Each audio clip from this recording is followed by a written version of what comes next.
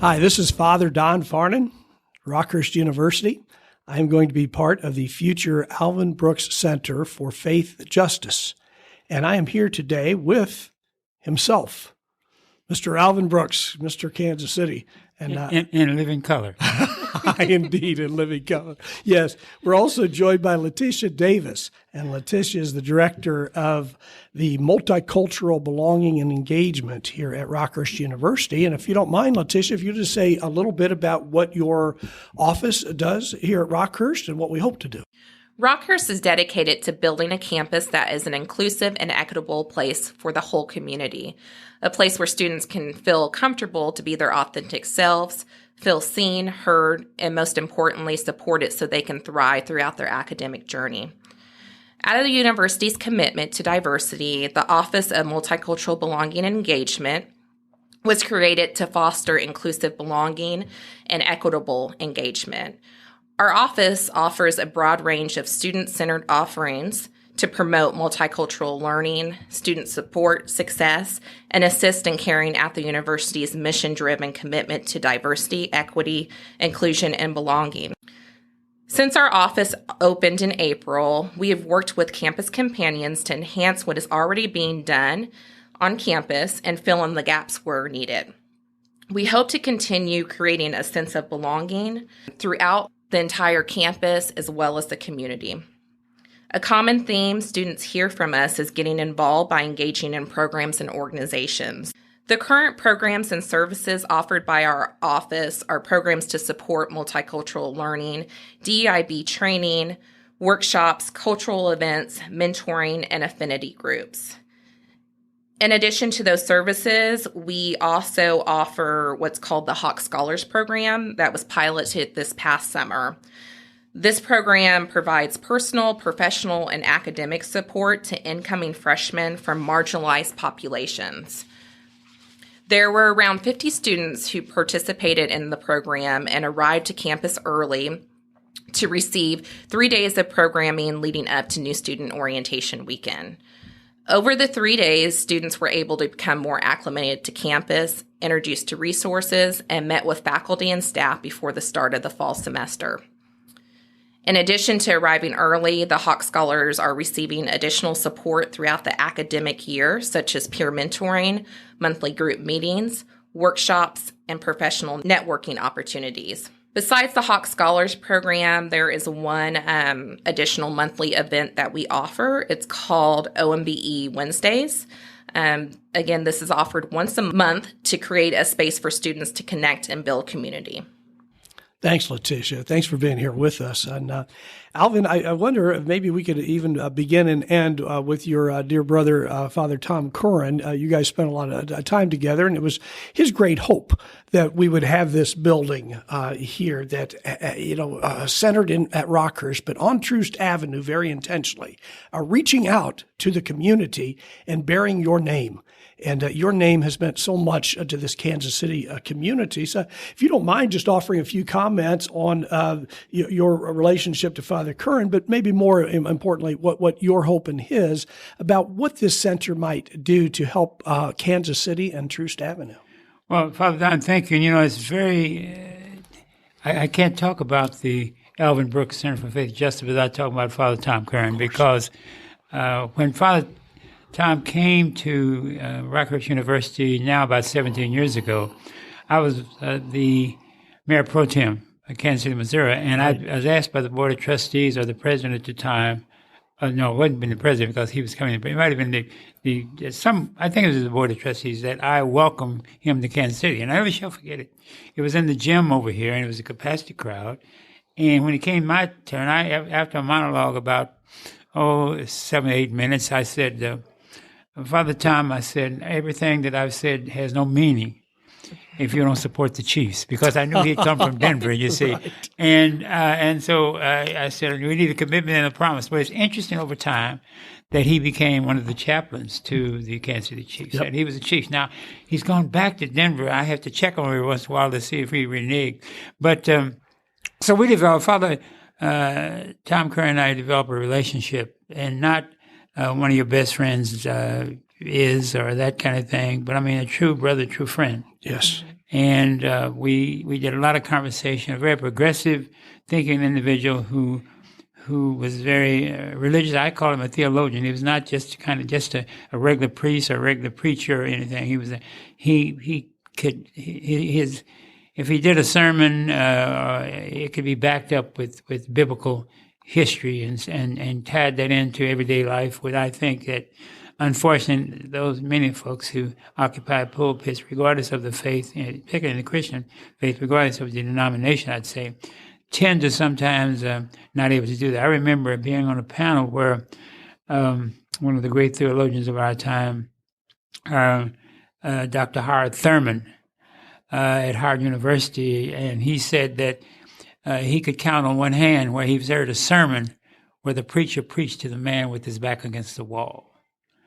And that's something to think about. Yeah. But so that relationship has developed, and I talked to his classes. We had lunch together often, and just talked often. And so the late summer, I believe it was, of 2021, he emailed me and said, "I'd like to take you to lunch, and I have a couple of questions I'd like you to ask you, and I hope you'll say yes." Well, I was wondering what he was getting ready to say, So we met at the Urban Cafe right down the street here at 5500, right across the street at 5500 Troost. And he said, "I'm leaving. I've gotten my orders that this is my last year. It'll be my 16th year. And so next June, I think he said, would be the last month of the 2022 year." He said, "But I've been asked by a number of people, trustees and others, what I want to leave on this campus as my legacy." And he said he didn't give it much thought at the time. He already didn't need to give it much thought at the time. And he said, "I want a center on campus built for faith and justice, and I wanted to name that to Alvin Brooks." Well, when he said that to me, tears came into my eyes, and I had to hold on for a moment. And then I said, he said, "I hope you'll say yes." I said, "Well, I have 5 daughters who are my trustees, and I don't do anything of major consequence that they're not part of that." And so I said, "So I'm saying yes, but I could be vetoed, and I'm 5-1. And so we came, and the 2 that live here in Kansas City, the other 3 were on Zoom, and he made the same statement, and they said yes. And I have one daughter who's the oldest, Estelle, who's kind of like me. We kind of teary, regardless if something really touches us, and she's there, it's kind of teary. But we said yes.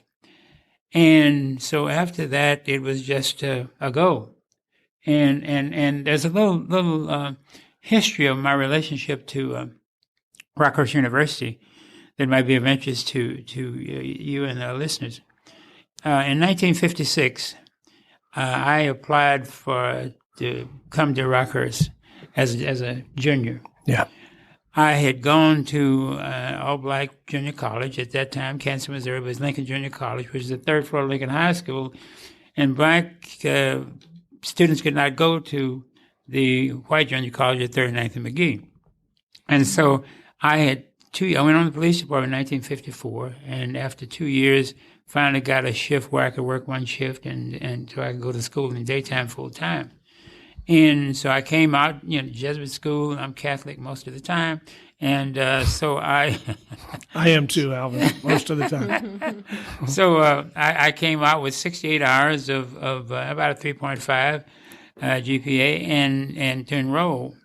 And I was told there that my credits would not be accepted and that I would be a second semester sophomore. I said, "You got to be kidding." Because the courses that you're offering are the same courses that I've had, and no Fs, no Ds, maybe 1 C, and that was it. And they said, "Well, we're sorry." So I didn't want to go to KCU. It was a private school, Kansas City University, now which is University of Missouri, Kansas City. So I go over there and earn 2 degrees over there. And I say that because we've come full circle. Yep. And the same thing happened to me when I was in the police department. I went on the police department in June 1, 1954. And after moving probation in a couple of years, I went to promotion. I kept taking test and this kind of thing. It was never chosen with all in the top 25 of the test. Never made sergeant, and that's why I left. But my point was, then in 2010, I was appointed police commissioner by then Governor Jay Nixon, which means I'd come full circle from 10 years on the police department, struggling and fighting and rebel with a cause and all that with the police department based on racism and discrimination, those kind of things. And then later on became a police commissioner, which was one of the policymakers of the Kansas City, Missouri Police Department. So it's kind of, there's a correlation between Rockhurst Police Department and what occurred. And I think it's a new day for Rockhurst, and not because they're naming the city after me, but now that Ms. Davis has indicated that she is the person who's in charge of equity and inclusion and all that, that has no meaning unless it's practiced. And it's a good term, it sounds good, and everybody's got their equity officer and inclusion officer. But the truth of the matter is, the proof of the pudding is how well you do and what you're supposed to do. And that's to be seen yet. I don't know how long Ms. Davis has been in this position, but it's to be seen. And it should be a function of the president's office, so that'll be, when you speak for the president. So I just mentioned that as it passed. No, I think it's great. And Letitia and I are both pretty new here at Rockhurst. And I think because of Father Curran, Rockhurst has taken quite a turn in a positive direction and has handed it on to Dr. Cassidy. And I think we're in a pretty good position. You know, G.K. Chesterton once said that those who are ignorant of history are condemned to repeat it. Yes. So we need to know that history, and we need to build upon it. I thought that was Santiago said that. But it might be. You know what?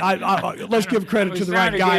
It sounded good, and our listeners may know the difference. They may text or email you and say, "Hey, it was not this person." Well, I'm going to give credit to Alvin Brooks. You said it too, so I can give it. But you know, but it was also Charles Dickens in his Tales of Two Cities said, "This is the best of times and the worst of times." Mm-hmm. Now I know that's right, but that's right. And I think we have, you know, I know that's the case. Mm-hmm. But what concerns me is that we're at a period in America having more worst of times than best of times. Yeah. And I think our listeners have to make that decision on how do you, because, you know, everything that's happened in the last 6 years or so.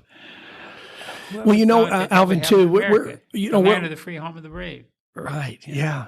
Well, we're launching this podcast called Upon This Rock, and with that solid rock foundation that goes through all kinds of times. When that said Peter was upon this. That one we'll quote right. Yeah, Jesus said to Peter. Don't get me to quote anything from the scripture, but I think it was Peter.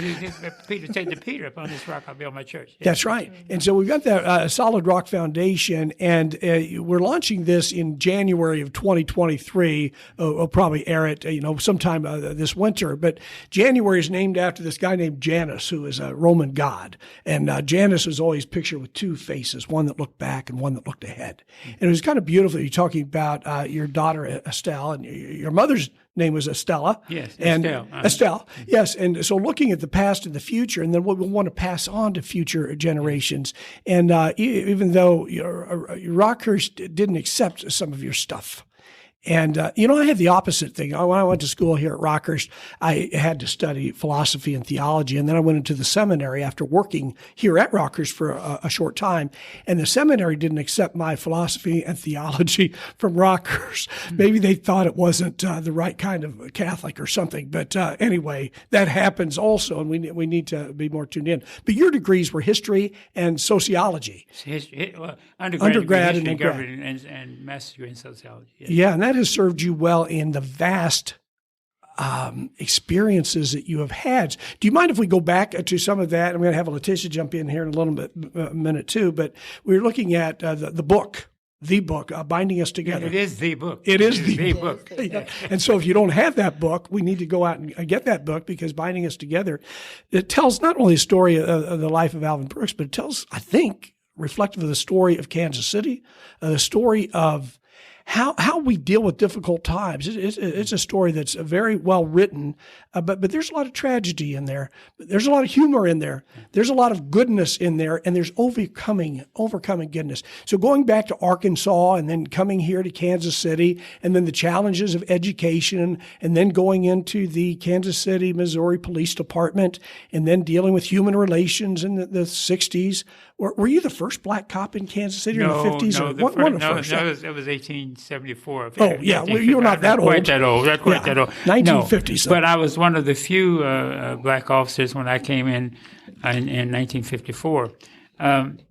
But Arkansas, when you said go back to Arkansas, I'm not sure I want to go back to Arkansas. But anyway, the governor there and all, but I don't want to get political. But that's where I was born, North Little Rock, Arkansas, Pulaski County, May 3rd, 1932. And to a 14-year-old mother, Thomasine Gilder, and a 17-year-old father, Wilbur Herring. And my mother got pregnant in Miami, Florida, where she was living with her great aunt. And my father was born there. And, of course, at that time when a girl got pregnant, teenager like that, they sent her away to live with the elderly relatives someplace. And that's what happened to my mother. She went to live with her oldest sister.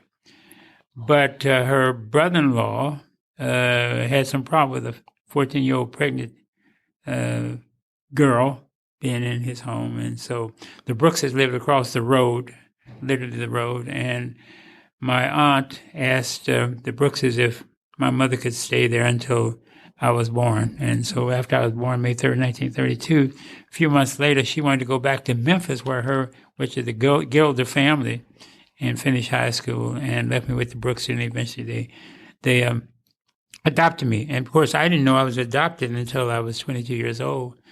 They never told me. And in 1954, I was in police academy.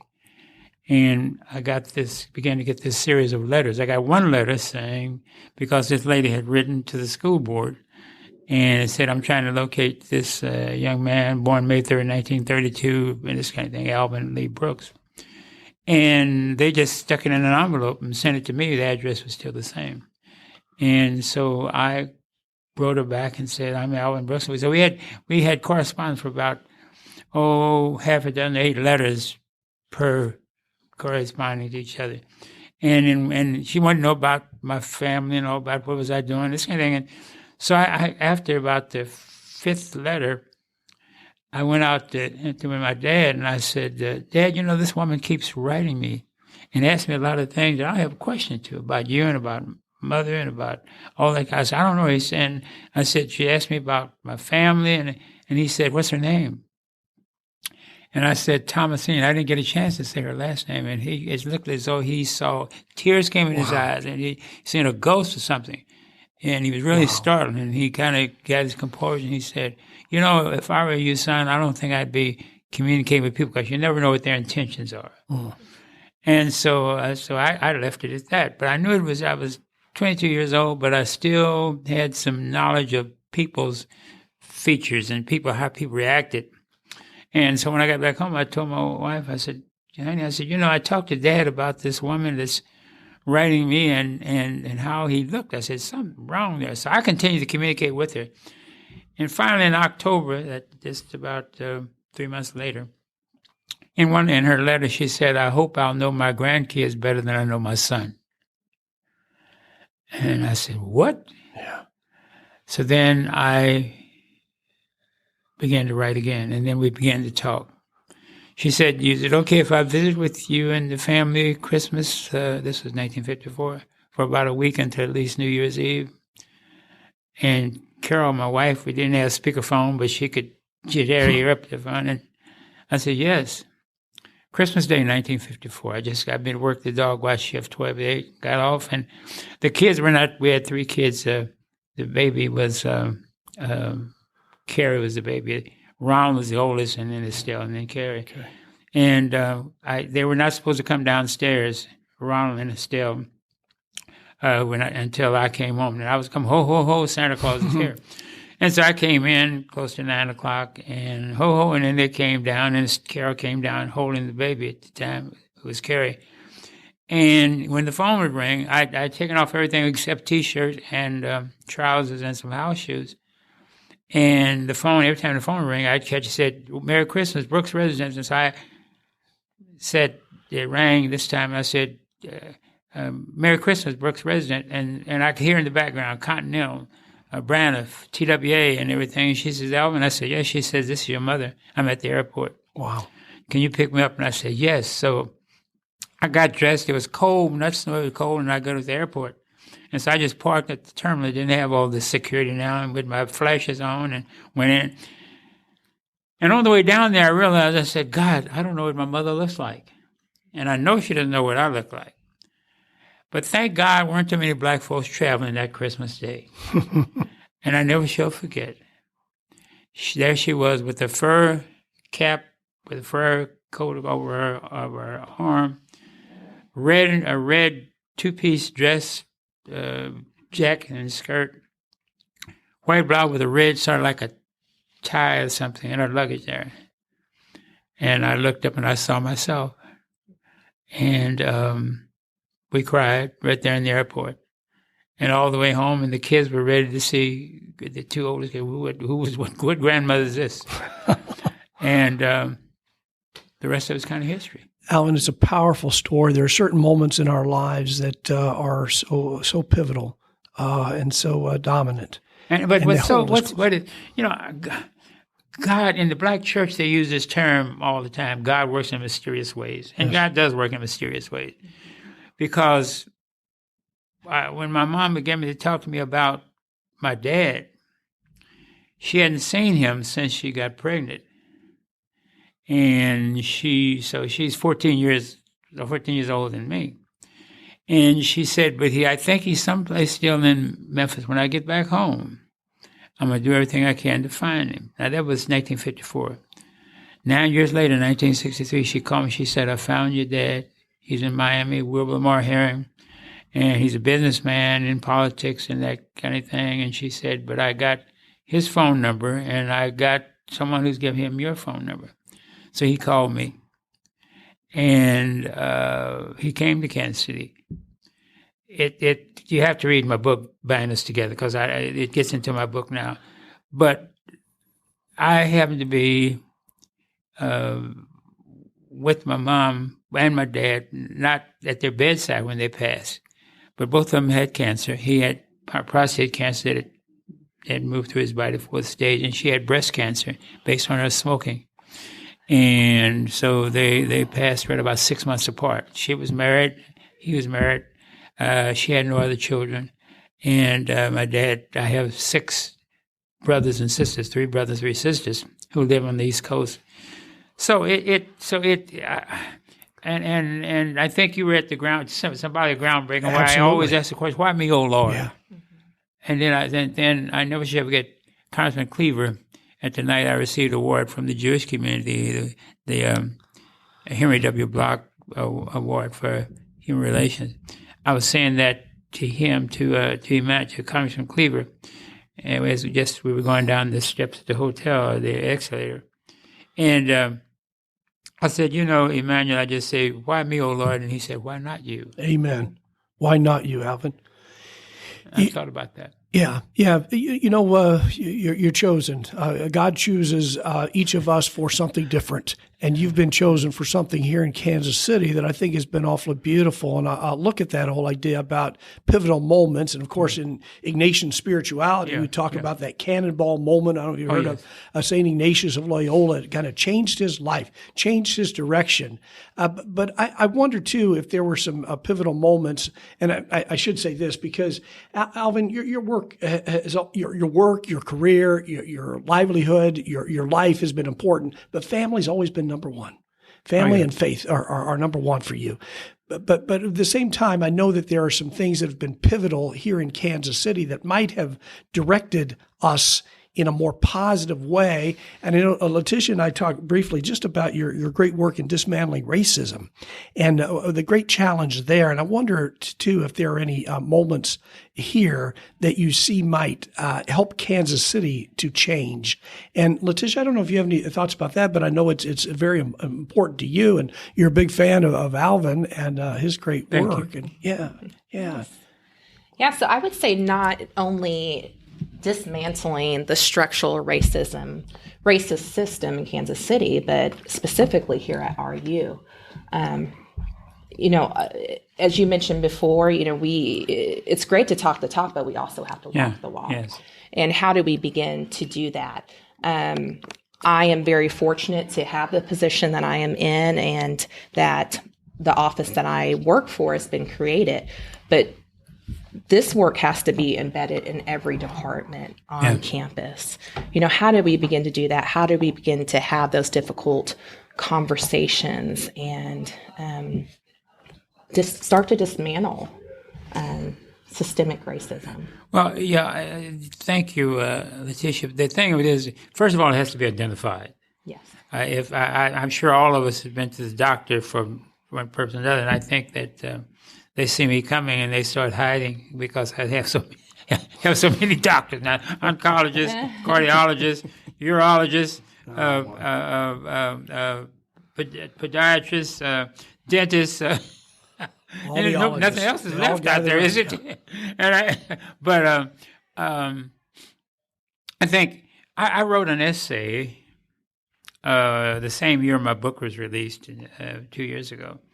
And the essay was an analysis of America's structural racist system as viewed by, at that time, an 88-year-old black man. And the question becomes whether or not America ever intended for the descendants of slaves to be free. I can debate that with anyone, because if it had intended for descendants of slaves to be free, we wouldn't have to continue to have laws passed and reversed and passed and reversed and passed. And progress, you take 2 steps forward and a step back, and 2 steps forward, sometimes 2 steps back or 3 steps back. And we're in that period now. And so it's difficult. And now we've got the censorship. Whoever thought that in America we would be censoring what's in our libraries? Whoever thought that you take books off the shelf? I guess, Father Don, you are a religious person. I suspect in the New and Old Testament there are some things that were questionable as it relates to everybody refers to Sodom and Gomorrah and all that, and God didn't make God made Adam and Eve, not Adam and Steve, and all that kind of stuff. Thank God for Pope Francis. Yeah. Thank God for Pope Francis. Just said that yes, he sees homosexuality, not the persons themselves, but if engaged in sex as a sin, but not those who are gay. And calling out those 70 nations that it's against the law to be what you're born with. So what I'm saying is that this institution we call Catholicism has to be examined. Right. It's not free from sin, and therefore it's handed down from the Vatican all the way down to the pews across this world. The largest of the Christian sects is the Catholic Church. 2 billion or something like that. But anyway, whatever the case might be. So that means that those institutions, all of America's institutions, are structurally racist, and no one may not know it. And another thing is, I think that I caution folks who say I'm colorblind. I don't see color. Now that's a bigger lie than Chicken Little Toe. I know you got you and I don't want us to be colorblind. I want us to be color conscious. Yes. That's what your office has to do. That's what the president and everybody, all the faculty and the people who drive the trucks around, whatever. color conscious that what does our university, this community of Rockhurst University look like, and why? Why is it that way? That question we got, but it's got to say, first of all, yes, we and the Jesuits did have slaves. Yes. And you can point to the universities where so no one is without sin. Alvin, you've often said that we've come far, but we haven't come far enough. We've got a long way to go. Long way to go. Yeah. Right. And let me hasten to say this, that if we agree, just supposing that what I said in my essay, that America is a structural racist institution system, and that all of those institutions and systems and smaller S's and I's are racist. How do we deal with that? Mm-hmm. And even if you don't admit that, how do you deal with the indifferences based on race and religion and gender, sexual orientation? How do you deal with that? Well, first of all, those of us of descendants of slaves and our First Nation people, the indigenous people, who we talk very little about, but who were here, and I can imagine when they look up and saw Columbus, I imagine they said, well, here goes our neighborhoods. I imagine they said that. It was true. And when in September when we have Columbus Day, I shun, because Columbus really didn't discover America. He thought he was in the West Indies. And how do you discover a civilization that already exists? Right. You just become knowledgeable of it. But it wasn't out of a vast land and mountains and streams and cattle and the fish and that Scripture talks about in Genesis, the fish of the sea, the fowl of the air, and the creatures that crawl. They were already here, but there were people who were tending to them that God put here. So you found them. It's just like when I go out, I'm driving a K5 Kia Sports, and I own it, but the Kansas City Credit Union owns most of it. And so, but somebody, I go out there and they say, I've discovered this K5 2022 Kia. No. It belongs to me in the credit union. You haven't discovered it. But my point is that I believe the only way that we can really move forward, and if we admit, but first of all, you got to admit it, that the First Nation people who in 1830 when Andrew Jackson had Congress passed the Indian Removal Act to make way for Europeans to come in and give them land. What happened to the Native Americans? They were sent to the quote unquote good Indians were sent to Oklahoma to die from smallpox because of those blankets that the U.S. government that the troops were giving them, and became the alcoholics. And the savages, the Geronimos and others, the other Indians who did not go to Oklahoma was considered savages. Who named them that? And scalping was not something that the Native Americans did. The settlers did that, and to show what they'd done. And so then the Indians said, well, if you take our scalp, we're going to take some of yours. All I'm saying is that the majority of people in America, 330 million, are not gay, are not of Hispanic origin, are not Native American, are not descendants of slaves, are not Jews. That other percentage, who are in majority, have to be the ones to step up and say, racism, bigotry, homophobia, xenophobia, all those are wrong, and we as Americans are not going to stand for it. And unless that happens, my friend, those groups that I mentioned cannot make the change. They can't make the change at the ballot box. They can't make the change economically, certainly not politically. That's at the ballot box. They can't make it socially. And but we first of all got to recognize and admit we've got a cardinal sin. Racism is a sin. Yes. There's a lot of personal sin and there's a lot of social sin, and we need to acknowledge our social sin. Institutional sin is all around us. Jesus, I'm sorry. I'm sorry. Go ahead.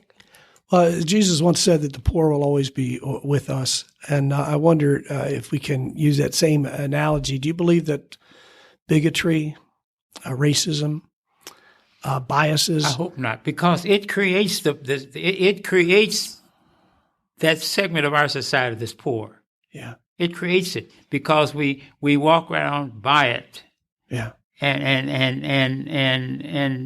don't see it. Yeah. And therefore, but the institution itself is conditioned to where we don't see the poor and the dispossessed and those that are left out of the good things that this country has to offer. And that gets back to your point about don't be colorblind, be color sensitive, be color conscious, don't acknowledge it. And Letitia, this is what your office is doing. Let's see, let's acknowledge, let's celebrate, let's rejoice. Yeah. Let us live, in the diversity that we are given and find unity in that. There is a reason that the Creator made us as we are. 6 billion or so of us. Most of Asians, almost 50% of the world's population is Asian, and something is there that God made so many Asians. But I think that if we, and this is what always concerned me about Christianity, is that we talk about all these kind of things from the pulpit in our other institutions within the hierarchy of the churches. But, and we all look at Genesis as the beginning. But Scripture says that in the beginning, after God created heaven and earth and everything therein, and then those creatures that crawl, the fowl there and the fish, decided to make humankind in the likeness and image of the Creator. Now, are any of us left out of that? Are we all not a part of that God's creation? That's what I have to ask clergy persons, regardless of their faith, and within the Christian, with regards to the denomination within the Christian faith. Sure. And so, if that's the case, do we teach brother and sisterhood? Because we're connected. You don't have to love me, even like me, but I'm still your brother. Yeah. And it's nothing. It's like hot rice. I mean, when you're trying to get rid of it, I'm still there. I'm still stuck to you. You can't get rid of me. Right. And you're my brother and my sister, and I'm your brother.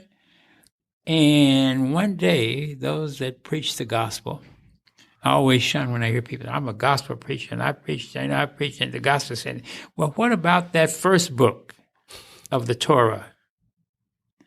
And we integrate it into the Bible. But it's the Torah. And sometimes I don't think we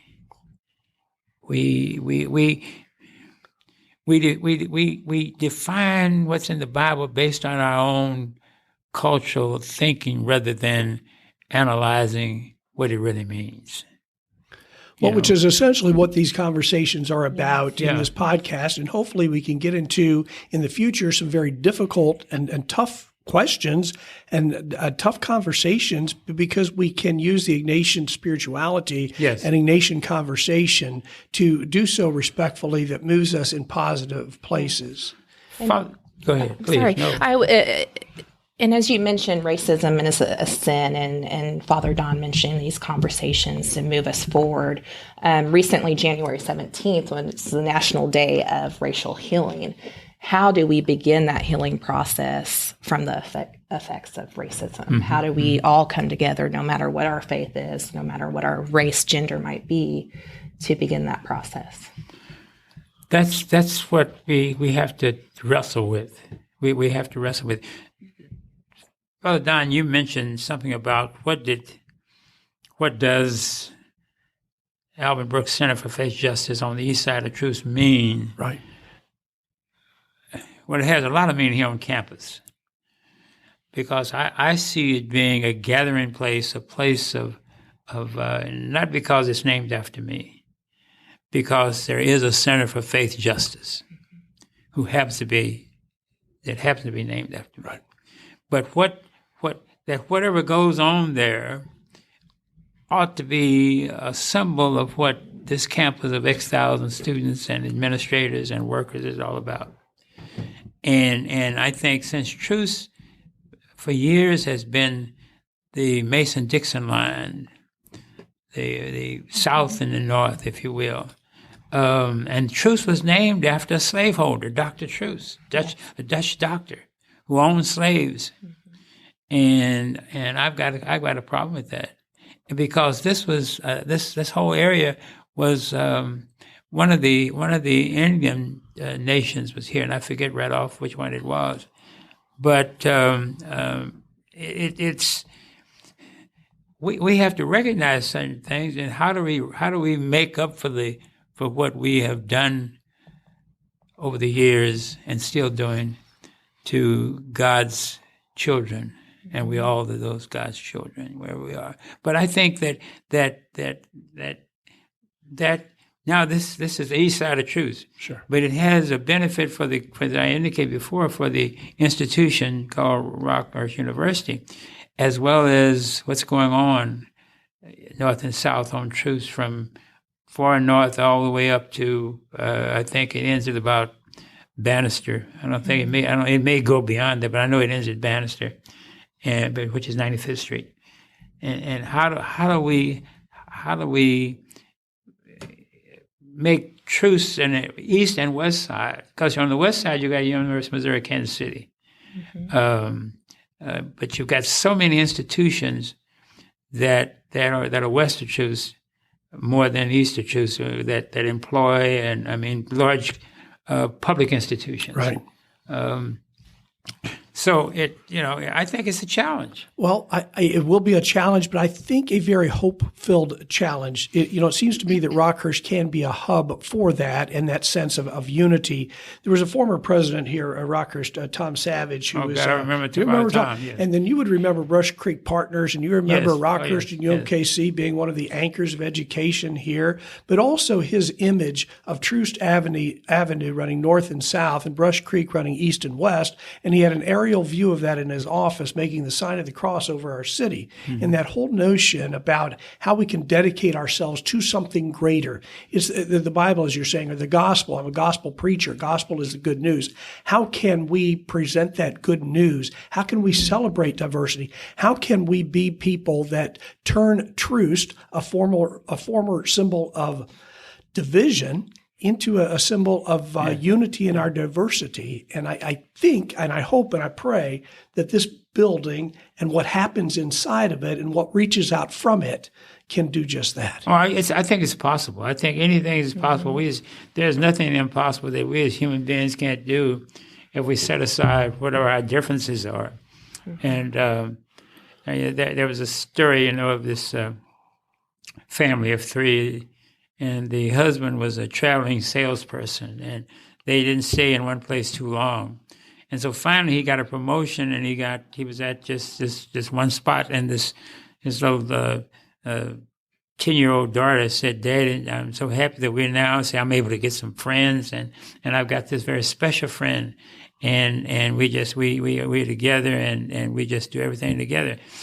And the family said, Mom, Dad, we're so happy for you. Judy, we're just so happy for you.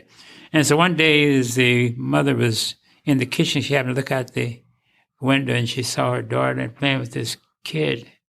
And she called her daughter in, and she said, Nancy, she said, you said that you'd met this girl who you have so much in common, your friends and all. She said, isn't she black?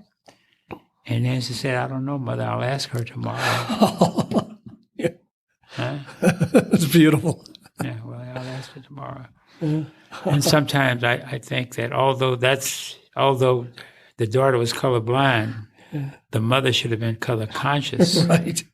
enough to say, thank God my daughter has a friend. Yes. Not because she's black, because she's a friend. Amen. Yeah. Now, Alvin, you are in your 91st year of life. I'll be 91. Don't give it to me. Then you will enter your 92nd May year. 3rd, I'll be 91. God's blessings. Yes, Yeah, 91. and I'm a generation behind in my early to mid 60s, and Letitia much younger than us. And I'm wondering too. You are older and a wiser brother. I don't know about that. I'm older, but I don't know about wiser. Much wiser. You've seen so much. And Letitia, you probably know this because you're a fan of his. But of course, Alvin has been honored by so many universities. He's got so many doctorates. Yes. In fact, why don't we introduce you as Doctor? 12 times over. Please. Now, I have a doctor of philosophy from Park. I went from William Jewell. Well, and so many honorary And they doctorates sent me because these all doctors. of the universities. I hate that. And when I'm introduced here, because I haven't earned a thing. I haven't earned a thing. I don't even like to put BS, MS behind my name. Just Alvin Brooks, But not only that, but if you look at the number of presidents that you hang out with, was President Bush that named you as one of the 1,000 points of light. Or three of them.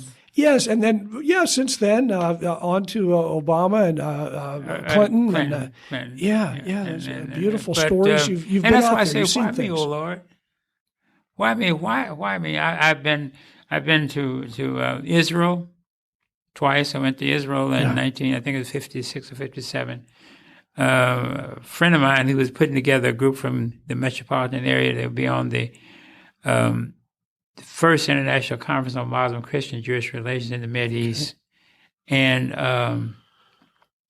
it's not for me, I can't remember the name right now. My good friend, and you say that and you can't remember the name, but chalk it up to age. Called me and said, listen, we're having this conference this summer, and we'd like for you to go. And if you can pay for Carol to go from here to New York, I'll take care of everything else. And so we went, and there were, I think, 93 of us went from Kansas City, Jewish and various denominations. Wonderful. And multiracial, multi-ethnic. And so the second year, they had a second year, and I went. Now that second year, my wife was pregnant, and we all think of Jesus as the Immaculate Conception. Well, there are two Immaculate Conceptions. The baby girl we have, who is Tamisha, they say that she's the second Immaculate Conception. And I'll let your mind run away with you as to why she's that, because Carol was pregnant. Oh my God! So we went, and so the first time we also went to Rome, went to the Vatican, and spent, I think, about 5 days there just touring around and seeing that whole bit of what was yesteryears. And then the next year I went. Then this time we went to Egypt and to Jordan, and then to Israel. By myself, well, not by myself, but some of the same members went. And then I get a call from a fellow that I hadn't met. I was up at Harvard University at a 6-week seminar for urban executives, and there were 60 of us, 30 of us, and so I was reading the Wall Street Journal one Sunday morning, and I was the only one left on campus because the rest of them on weekends they could take the train or the car and go home or fly out here to Kansas City. So I just stayed. So I got one trip back after the first 3 weeks. So that Sunday morning, the hospital said, "We're gonna fix your breakfast. You're here by yourself." So I looked at the Wall Street Journal, and it talked about the dying and everything because of the drought in the Sahel region of West Africa, and it had what this particular group, AfriCare, not associated with CARE, the Worldwide Relief Organization, headed by C. Payne Lucas. So when I got to see that, I called him and I established the chapter here. We raised more money and with wells and water pumps and things like that than any other chapter around the country. And I got a call from C. Payne when he said, "Al Brooks," he said, they're having a conference where 18 people are going, World Bank, USAID, and all represented. And one of you would like to go represent AfriCare. So I went to Senegal, Mali, and the Gambia. Then I get a call from the late Bob Wheeler, who was the first black superintendent of the schools here in Kansas City, but had retired and worked for Stan Durwood, whose father started the AMC Theaters.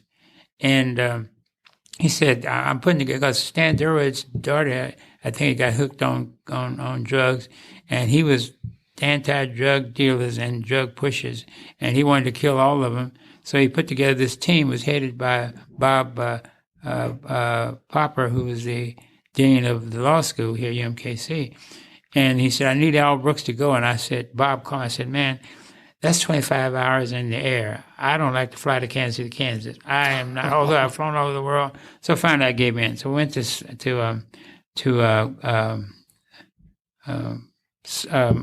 Senegal, not Senegal. We went to two Southeast Asian nations that will come to you sometime tomorrow.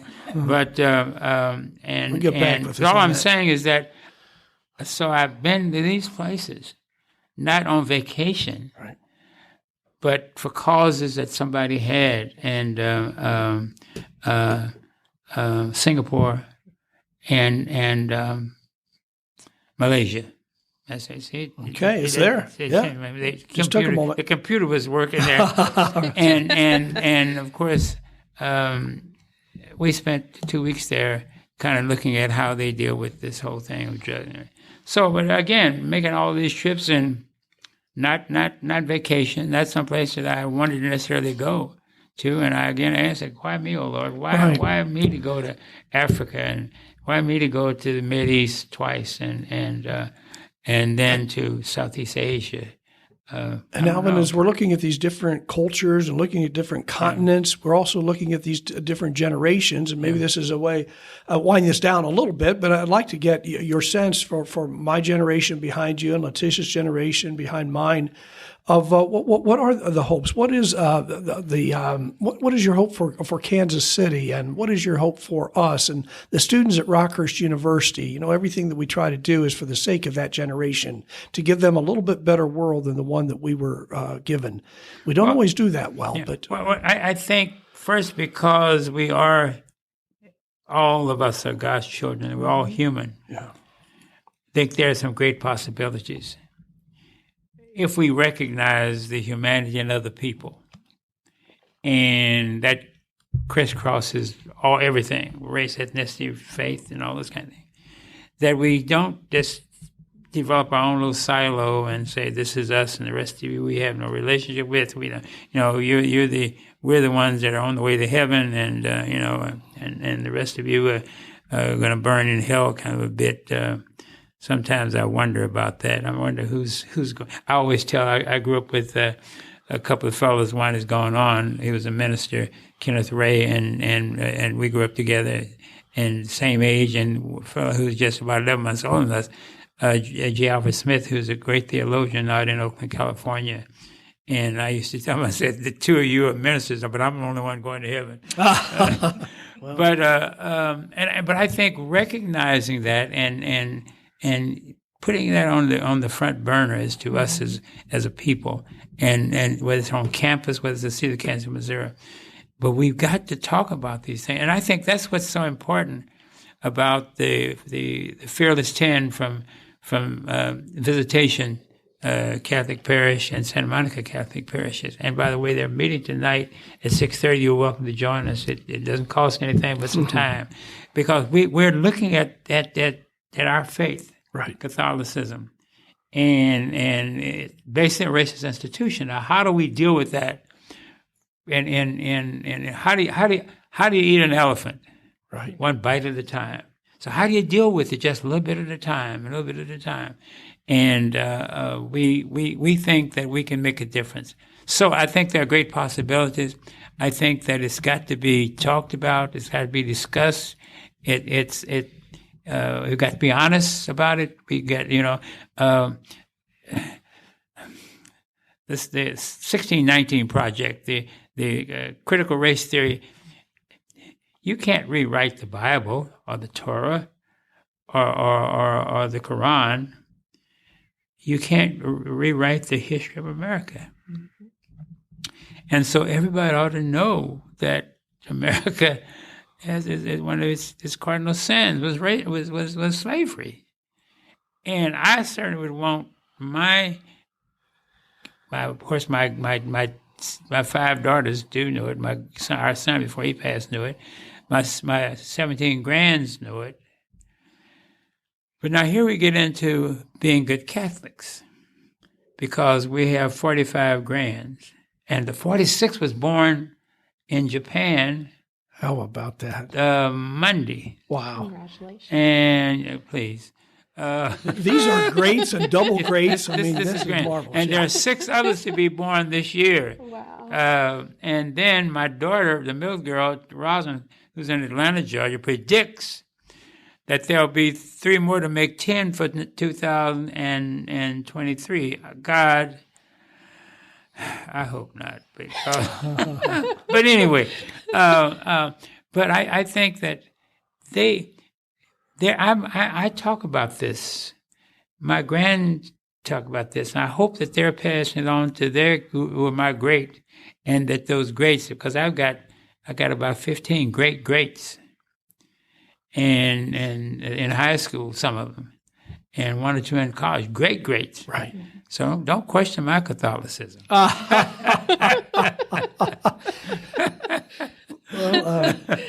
Letitia, I wonder if you would just offer a few thoughts too. You know, we were talking about the Day of Healing that happened in January, a racial healing that we seek, and that was just a few days after the birthday celebration of Reverend Dr. Martin Luther King Jr. And the great Reverend left a legacy, and he wanted to keep a dream and keep it going.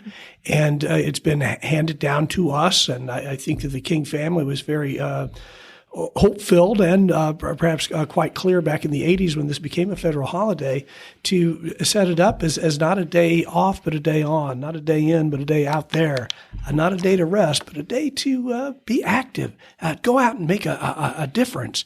And if you look at Dr. King on a national scale, you look at Alvin Brooks here on our citywide scale, this metropolitan area, the impact he's made, and trying to look at what we pass on to the next generation, we've got a great task here at Rockhurst, and we've got a great task in our society today. And I believe that this Center for Faith Justice will help. But do you have any thoughts that you'd like to offer on that and keeping that sense of a dream that is living? Yeah, I think through conversations like today, also bringing awareness. Mr. Brooks mentioned some of the things being erased, like critical race theory being taken out of our schools, and it's never been in there. That's the problem. It's been discussed, but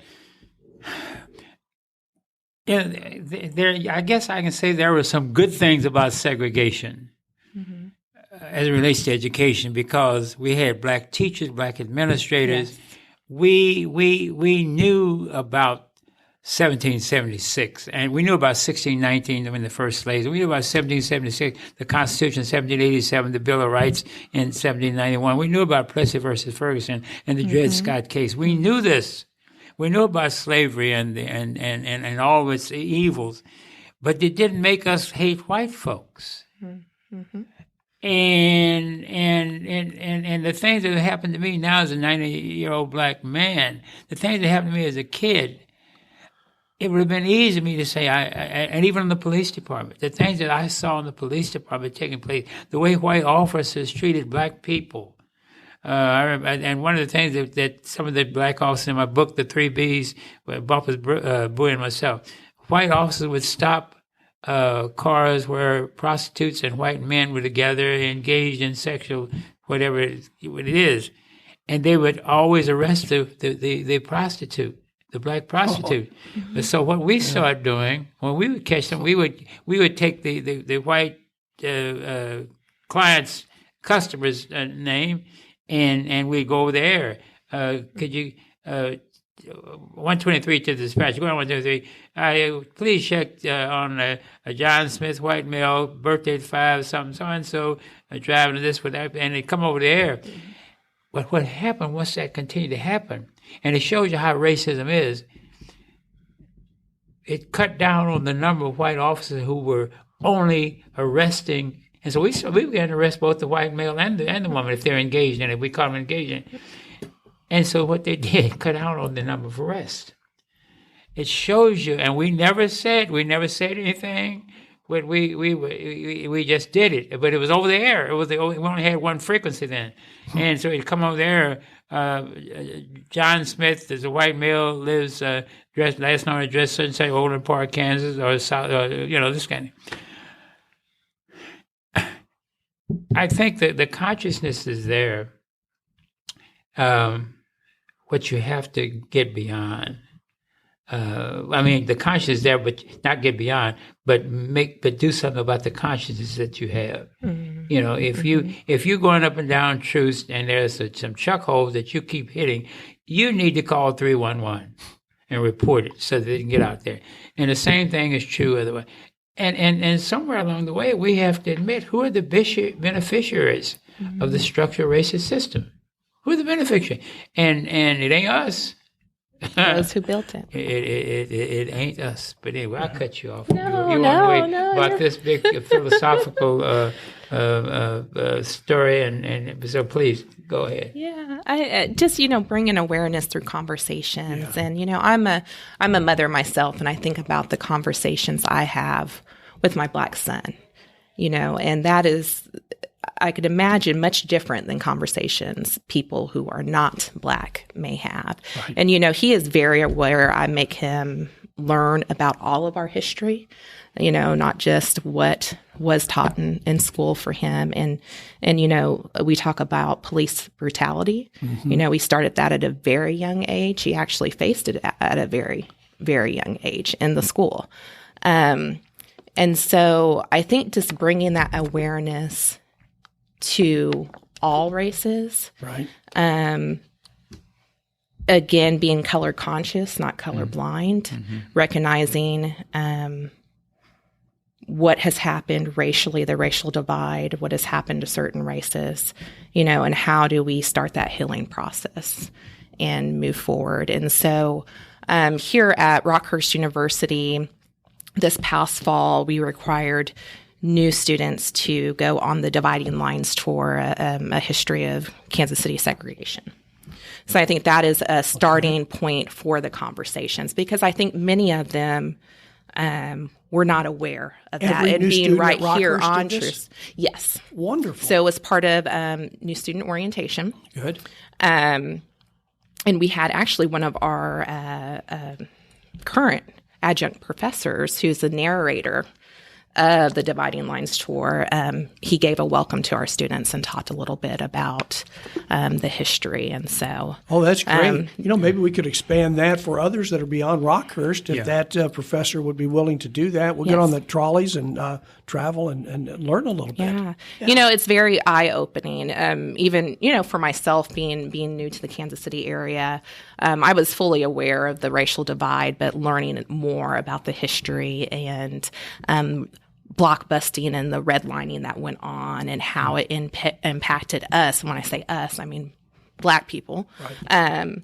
And, just going back to that systemic racism, and it's how do we move forward if we're not able to fully participate in our society or the economy because of these barriers put in front of us. Good. And Alvin, do you feel good that at the Center for Faith Justice there will be the KC Common Good will be housed there? Yes. I don't know if that was an evolution of Ad Hoc Group Against Crime, but certainly they kind of build upon what the good work still that Ad you've Hoc done Group Against Crime. Yes, and it still exists. I wish they could have been in that structure. Father Tom and I talked about it, but there was a resistance to coming there. I think it's because of the police were there, but I didn't see. Ad Hoc has a history of working very close with police. That's how I got started in 1977 when I called the first meeting. But so police have an important role to play in reducing crime and violence. Of course, the way you really reduce crime and violence, and here we go again, is race to race, is to reduce poverty. Yes. And reduce crime and violence, you reduce poverty. And how you reduce poverty? Through education. Right. And so you find that all credible studies have been conducted that kids who have an education are less likely to get involved in gangs and crime and violence and teenage pregnancies and all those kind of things. Just a high school diploma. Right. But if you don't have even that with these days, you know, you have a lot of choices, and so you take the easy way out. You sell drugs. You know, it's easy. You can, as it's been said, that you can find a drug dealer sometimes easier than you can a minister or a counselor. Yeah. And so that's a fact. Sometimes It is. that way. That's sad. So we perpetuate it. And the question becomes, where would we spend our money? Do we spend it at the front end or the back end? It costs more to keep a kid or a person in prison than it does to educate them. So, and we haven't learned that yet. You know, there's those of us who have high IQs of 400, like I have. You know, I can see. We're a little slow here on the I can uptake see of that. learning. Yeah. But yeah. it's easy. I mean, it's on everybody's agenda, but nobody actually deals with it. Right. And when you talk about who gets an increase and who gets the cut, increase in normally the prisons, not the people who work there, but the prisons, because you build them.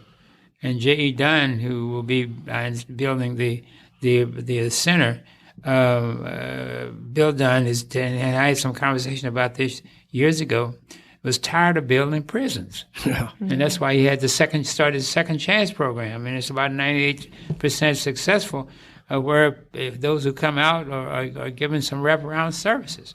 And it's working. And you have to do that on both ends, those who are already there coming out, as well as those before you get into the point to where to go in. So I certainly applaud him, and I served on the initial board with him, and I think after so long you need to go off these boards so you don't become, just fixture there. So, but it's still going on and still strong, still has a staff, and he and others are still making a strong contribution there, and I think it's saving souls. Absolutely. Yeah. Well, Alvin, I know that we could go on for hours, and I thought we were just getting ready to take a break and then come back after dinner. Well, I hope that this is just a break, and that you'll come back, and that we'll continue these conversations, Yes. and that they're going to spark other conversations Yes. of other concerned Kansas Cityans and those who are part of RU and those that are part of wanting to make Kansas City a better place to live. Will you come back? You know it. Yes, sure. Good, Certainly. good. That's a good guarantee. Hey, I've just got a couple more things, and I know we've got other places to go, especially, but do you have an opinion on the renaming of Troost? Oh, yes. I think it ought to be renamed. I think that the young man that Good is trying to do this, I hope that it does happen. Good. I don't know what the name would be, but We've heard several things thrown out there. Troost Avenue. Yes. We've heard Troost Avenue. Did I hear? Maybe I made that one up. Reconciliation Avenue, perhaps. That's kind of long, but it'd be good. It wouldn't be paid. Yeah, that's too long for the street sign, maybe. But I like yes, that too. I think it's good. I congratulate the young man who had this idea. We've talked about it a long time. Yeah. But it never got to where it is now. And I think that if he can I think, as I told him, I gave him a history of Troost. I had a little booklet that. Who used to be up at Reconciliation Ministers? Gosh, you mean before Father Matthew, Justin Matthew? Yeah, it was, All Schultz. Can't think of his first name. Yeah. And so I think so. Yeah. I think it'd be good. I think it Would be good. Good. And Chris Good is leading this effort, and Yeah. he's the owner of Ruby Jeans, one of our neighbors, right along the way on Troost. And so I hope that we that's can fantastic. support this effort of his. Yeah. Letitia, any final comments you want to offer and about what we are hoping to do here at Rockhurst, and maybe some things that can build upon this important effort and legacy? Yes, I'm hoping that we can cultivate change and take actions, and again, not just talk the talk, walk the walk. That's important. And because with each one of us. Yes. Each one of us, then we look inside of ourselves, look in the mirror and see what we see. And I just, I'm an optimist, but I'm a realist. Yes. And my realism sometimes takes goes over what I feel, optimism, because so many things that's happening just kind of, now, you mean? Now? I thought we dealt with that, but it's not the case. When you think of 70% of the Jewish kids over in Overland Park, over in Johnson County, they've been interviewed, they've been experiencing some kind of anti-Semitism. Right. Yes. Just over the past few years. Then the hate crimes that are going on around the country increased just over the last few years, and it's a culture that's been developed over the last few years that allows one to feel comfortable in using derogatory terms and symbols Right. towards certain people. The climate is for that, and there's a good chance that until the old pendulum moves up to the other way, we're going to have it. It may not have reached its height yet. Right. The worst may be yet to come. Yeah. And who would have thought that the 6th of January that we'd have people trying to overthrow the American government under the guise of patriotism? Yes. That ought to bother all of us. Mm-hmm. And how many people are speaking? All 435 and 100 of those that we elect ought to be, even at the state and local, ought to be denouncing that. But they're not. Right. And yet they say, I'm a patriotic American. Alvin, that's why we need you, because you do call us back to those things that are important. It's why Kansas City needs you. It's why Rockhurst University needs you. And we have. That's why my grandkids need me. Who gets who's gets on a down allowance for me every 5th of the month, and they're growing, so I'm have to cut it out because I'm on a fixed income. A realist and an optimist, but that optimism part just keeps strengthening. Oh God! Well, we'll sign off with this saying here at Rockhurst that we're in the city for good, both in the city for the long term and for its betterment. And I hope and pray that this building that bears your name keeps you at Rockhurst for good, long before you and I are, long after we're gone. That the bodies are buried, but the spirit lives on, the faith lives on, that dream lives on, and that it will continue to give life to our students and the next generation and those that keep coming here. So we ask, dear Lord God, to build upon this rock, and that from this rock, that we will have that solid foundation so that we can reach out in your love. Amen. Thank you so much. Thanks, Alvin. Thanks so much for being. Yeah. Letitia, thank you. That's beautiful. Well, thank you for having me. Yeah.